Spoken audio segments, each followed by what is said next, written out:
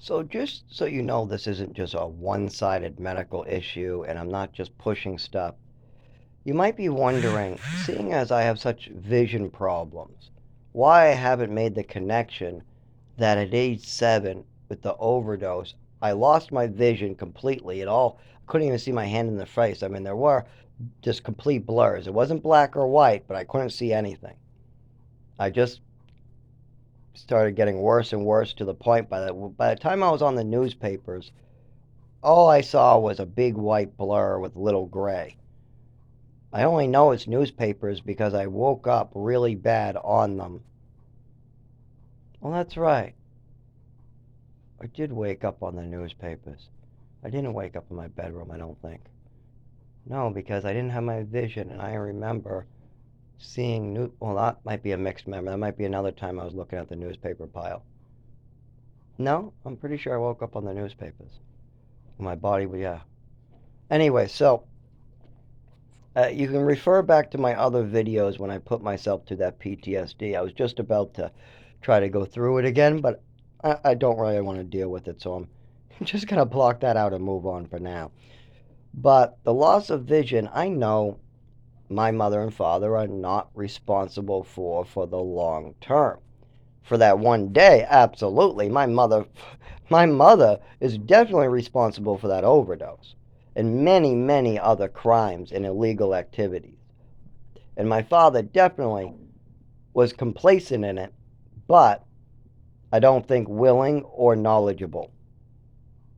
He would do whatever. If his wife wanted to go in and rob a bank and use him as a getaway and every red flag says this is illegal, he would still take his wife's word and be the getaway, basically. He wouldn't know that the robbery's being done, but he would see every red flag and know something bad is about to happen and still do it. At least when it comes to me. Probably not an actual bank. If I was the bank, yeah. Okay. So, how do I know that that overdose did not cause permanent damage to my vision? Well, I don't know that. It could have done some damage. But what I do know is that a different foster mother that actually cared about me right before my adopted mother foster home brought me to didn't bring me to an eye doctor, but she said she used to be a doctor or work in an eye doctor. And while I was at Walmart with this other foster mother, she noticed that I very much needed glasses. She ran me through some quick glasses tests someplace and said I definitely needed glasses, but we had to go back and do further testing with the eye doctor, meaning I have vision problems. Then she returned me back to the orphanage. So this foster mother didn't want me because I had vision issues and nobody wanted to document it. But I also didn't know quite what was going on until I became an adult and reflected on all these events. Like, all I know is I was walking, I was like 5 years old, right before my foster mother that poisoned me. I'm in Walmart. My mother seems a little worried. She says she wants to run me through a test. She runs me through some weird test I don't understand. And then she tells me I might have vision issues and she wants to bring me to an eye doctor. Is that okay? I say yes, but before we go to the eye doctor, I'm returned to the orphanage. So, somebody else definitely saw me seeing eye issues. Well, who else cared about me enough was a parent that actually cared about their children enough to see this. A neighbor. I was with a neighbor's child, and we were delivering notes for, I think it was the camp or some. Oh no, it was Boy Scouts. I was not in the Boy Scouts, but my neighbor's son was. So we hung out.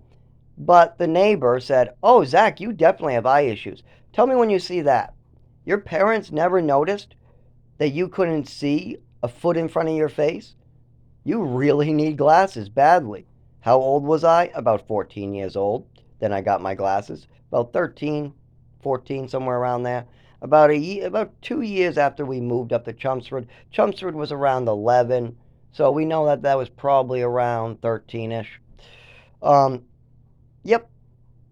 So most likely, the overdose Might have made my vision worse, but it's not the cause. I was just born with bad vision because I had a foster mother before this family mentioning that she was noticing this as well.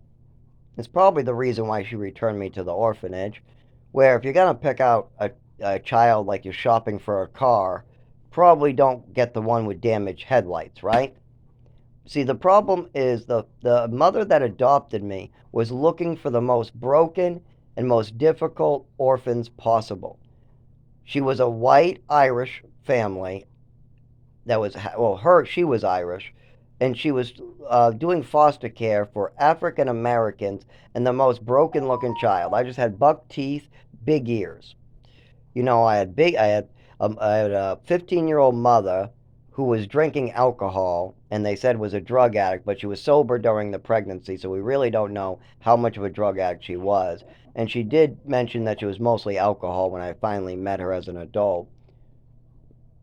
So when you read 15-year-old mother, drug addict, possible drug abuse from mother, you got a bunch of buck teeth and big ears. I'm blonde. Maybe this kid will be the perfect one to keep. He definitely has some disabilities, and he'll be easy to drop off at 18. It makes sense. Most parents want to shop like they're buying a brand new car and pick out the best one. Oh, this one has broken headlights. Nope, this one has the rear mirrors are sticking out too far. The ears are too big. Oh, no, this one is too small. Yeah, way too small. We can't fit anything in there. There'll be no storage. Oh, that one's way too big. That'll be too heavy. Like you're shopping for a damn car. You know, oh, this car's too large. Oh, this car's too small. You'll have no storage. Oh, look at those headlights. They don't work proper. Wait a minute. Oh, the rear mirrors on the sides, they're humongous for big ears. Oh, look at this one. This one has broken wheels, flat tires. It's in a wheelchair. And that's usually how parents shop for an orphan. It was pretty humiliating when I was in St. Anne's in an orphanage going through this. But I did get to meet one of the main people who worked for the Pope in the Red. Actually, no, he was in. Wait, what? Was he in Red? No. Oh, I had to actually go through the flashback. I'm not wanting to. I don't want to go back to the orphanage right now, so I'm not gonna try to describe the color and that Christmas or that holiday thing. Actually, I think it might have been Easter or something. I don't know. We're not gonna go through the details. I'm not gonna describe you each last detail of that day. Instead, we're just gonna continue on with the orphanage and how you shop. My mother, my adopted mother, picked out a kid with buck teeth, big ears, who might have a future of medical issues. Meanwhile, what we know for a fact is I was just born with ADHD. But, ADHD, and I had some vision problems. I needed glasses. So I was super hyper, can't concentrate, and I need glasses.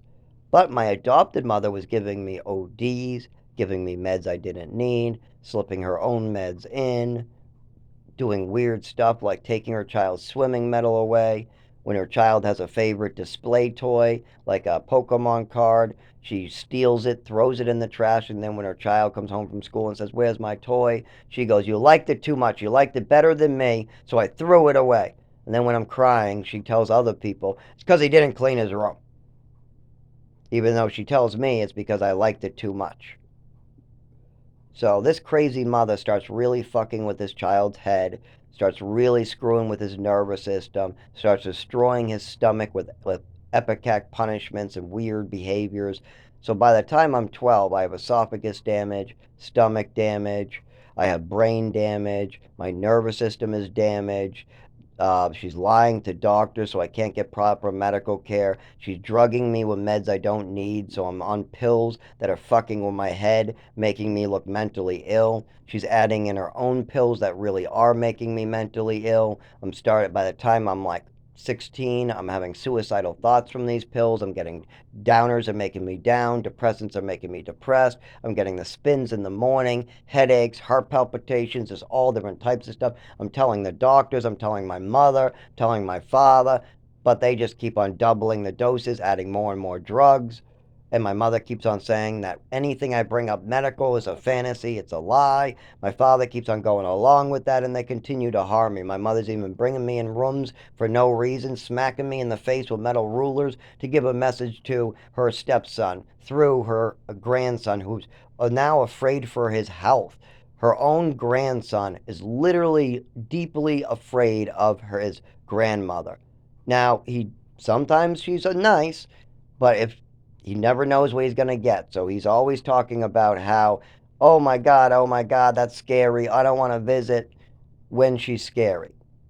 If we're not going to get the fake nice mother, and my mother's going to act really crazy and harmful to me, my nephew gets scared.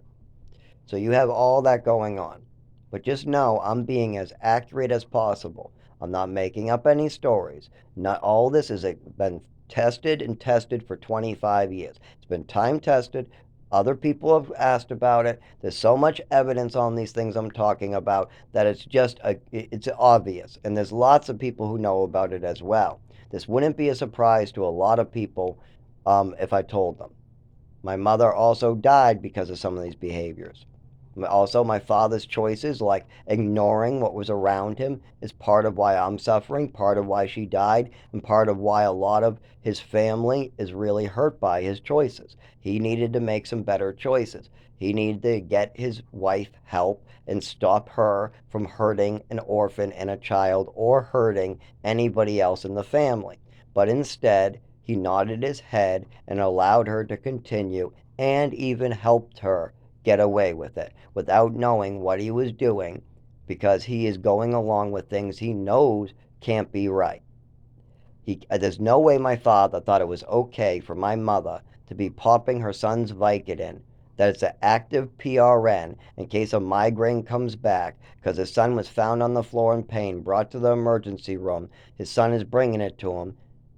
This wife of his has been acting crazy. There's been a lot of pills, drug problems. My mother's already on opiates, and now she's popping her son's Vicodin, and she's drinking alcohol. My father must know that this is wrong, but yet he goes, "It's only one time. Let's punish the child." So he's going along with my mother's. It's only one time. It's Zach's fault. How is it my fault that you're stealing medication? Because you saw. You had your eyes open. And my father went along with it. He must have known that was wrong.